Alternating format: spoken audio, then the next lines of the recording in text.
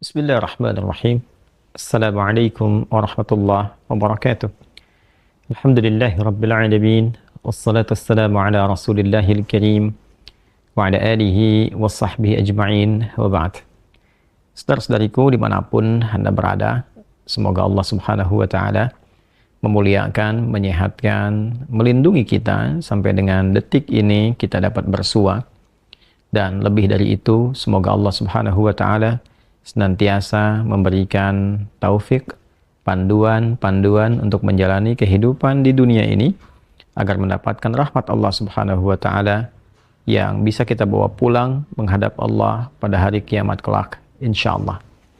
Edisi spesial yang biasanya kita membahas Aqsa dengan cukup panjang, kali ini kita ingin berbagi pesan yang sangat singkat, yang dalam singkat ini kita ingin mengingatkan baik kepada diri saya pribadi dan kepada kita semua tentang satu bagian dari ayat Al-Quran yang kiranya penting kita renungi, yaitu Quran surah ke-81 At-Takwir di ayat ke-26 saat Allah subhanahu wa ta'ala berfirman, "Fa'aina tadhhabun?" Maka engkau itu sesungguhnya mau kemana? Ayat yang singkat tapi begitu padat dan sangat mendalam, memberikan satu kesan yang cukup menusuk ke dalam jiwa setiap manusia. Pertanyaan yang datang langsung dari pencipta kita, sesungguhnya engkau mau kemana? Allah sudah menjelaskan mengapa kita diciptakan. Allah sudah memberikan jalan kehidupan bagi kita dan menerangkan konsekuensi di balik pilihan-pilihan yang kita tetapkan untuk menempuh jalan-jalan yang dimaksudkan. Bila benar, resikonya seperti ini. Bila salah, konsekuensinya demikian. Maka, di antara sekian manusia yang telah mengetahui semua konsekuensi itu, terkadang masih mengedepankan bujukan-bujukan atau bahkan pengaruh-pengaruh nafsunya agar bergeser dari nilai-nilai kebaikan, bahkan nilai kemanusiaan yang telah Allah tetapkan. Ketika Allah menyampaikan, tidaklah aku ciptakan jin dan manusia itu kecuali untuk menaati aku, untuk beribadah kepada aku. Jadi sifat menjalani kehidupan di muka bumi ini adalah dilandaskan pada kepatuhan kita kepada Allah Subhanahu wa ta'ala. Kepatuhan itulah yang disebut dengan ibadah. Patuh, tunduk, patuh, bahasa Arabnya itu disebut dengan Islam.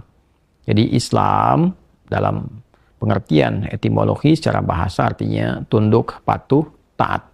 Orangnya disebut dengan Muslim. Jadi setiap manusia itu konsekuensinya memang mesti patuh, tunduk dan taat kepada Sang Pencipta, yaitu Allah Subhanahu wa ta'ala.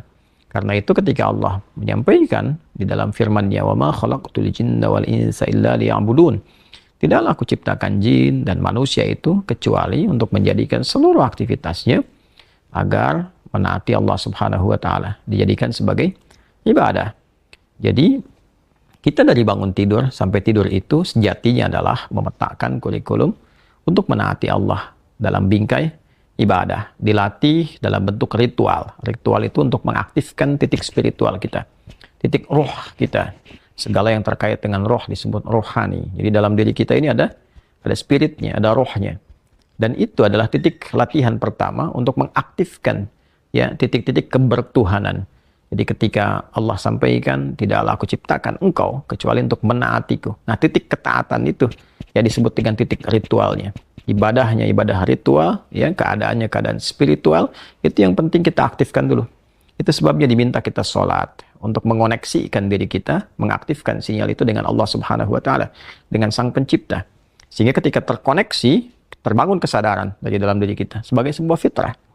Nanti kesadaran itu yang akan membimbing bagian dari sifat intelektual kita, titik intelektual, ya IQ itu, ya intellectual question. Kemudian nanti titik fisik kita, physical question. Jadi nanti yang menggerakkan adalah titik spiritualnya. Ini yang memberi perintah. Kalau akal itu masih objektifnya normal saja. Karena dia hanya mengkonstruksikan pikiran, mengolah data, ya, jadi informasi menjadi knowledge. Knowledge itu yang akan diteruskan kepada fisik untuk dieksekusi. Ya, bagaimana nanti lisan bicara? Seperti apa konstruksi bicaranya? Mengatur katanya bagaimana? Memilihnya seperti apa? Menjelaskannya bagaimana? Tapi perintah untuk melakukan itu sumbernya dari sini. Ya, dari titik terdalamnya. Di dalam itu cuma ada dua. Ada jiwa takwa, ada jiwa fujur. Fa'alhamaha fujuraha wa taqwaha. Maka di dalam diri manusia itu, di titik paling dalamnya itu, ada nilai kebaikan, disebut dengan takwa, karakter moral kebaikan. Ada yang buruk disebut dengan fujur. Nama lainnya disebut dengan nafsu. Karena dari fujur keluar su, melewati nafas. Nafas ketemu su, jadi nafsu. Quran surah ke-12 ayat 53. Wa ma ubarni'un nafsi innan nafsa la'ammaratum bisu illa ma rahima rabbih. Maka semua tindakan kita, menatap, mendengar, berbicara, bertutur, sampai dengan berjalan, ujung kepala sampai ujung kaki, yang kita jadikan sebagai bagian dari perangkat beraktivitas itu, semua tatanannya, perintahnya kalau tidak dari takwa, adalah dari fujur. Kalau bukan dari sifat baik, sifat buruk yang bersumber dari nafsunya. Maka semua kegiatan yang kita desain dalam setiap hari itu, kita tata. Dan Allah tanya, baik, engkau untuk apa bekerja? Ya Allah, saya ingin mencari rezeki. Baik, bagus. Untuk dapat uang. Setelah dapat uang mau kemana? Pengen kaya. Setelah kaya mau ngapain? Beli ini, beli itu. Setelah itu mau ngapain? Ditanya terus sampai ujungnya. Fa'aina tadhhabun. Sampai ke titik puncaknya. Kalau kamu sudah meraih apa yang kamu inginkan itu, harta sudah banyak, terkumpul, sudah mewah, rumah sudah megah, mobil melimpah, hidup juga kaya begitu rupa, terus mau ngapain? Ya. Maka orang-orang yang bingung pada akhirnya dia mencari-cari ketenangan. Akhirnya balik lagi, sudah kaya segala rupa, cuma cari ketenangan, akhirnya balik lagi ke desa, nyewa gubuk, nanam kangkung, nanam cabai. Terus kalau memang dengan seperti itu bisa bahagia, kenapa selama ini kerja keras mendapatkan sesuatu yang dikumpulkan? Balik ditanya. Kamu kedudukan pengen jadi apa? Terus. Yang di militer pengen dapat bintang 1, 2, 3, 4. Kalau perlu, jenderal besar, bintang 5. Setelah itu mau ngapain? Mau diarahkan kemana semua itu? Karena pada akhirnya semua bintang akan berguguran. Ya, wafat juga, meninggal juga. Kalau sudah selesai, purna, selesai.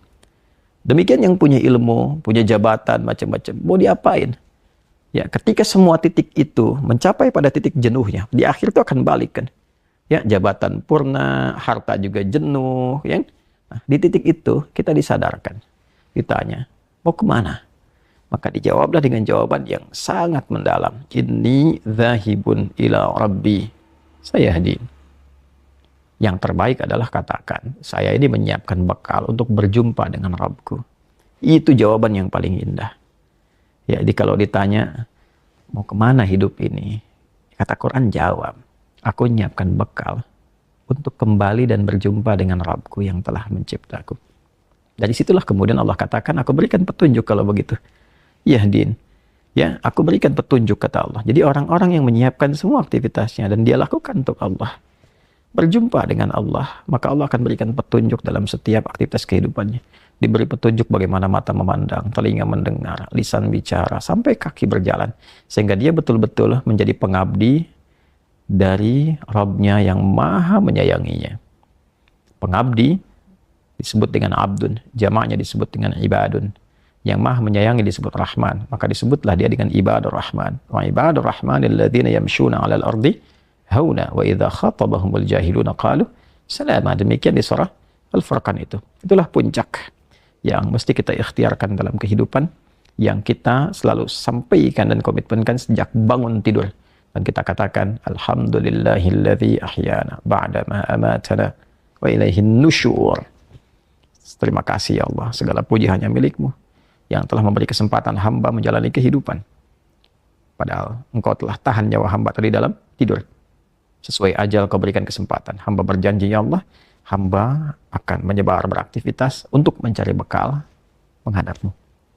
Saudara-saudariku, sedalam, sejauh, sebanyak kegiatan, aktivitas jabatan yang telah kita kumpulkan, harta benda, pengetahuan, sampai detik ini, apakah betul-betul sudah kita siapkan sebagai bekal untuk bertemu dengan Allah?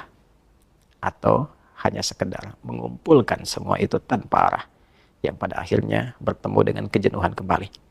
Renungkanlah malam ini, malam Jumat. Jumat saat manusia pertama diciptakan, diturunkan di surga, mengawali misi di dunia, diwafatkan, dan di titik itu kita akan berpisah dengan dunia. Saat azan berkumandang, nampak jelas seluruhnya. Semoga Allah muliakan kita. Selamat merenung.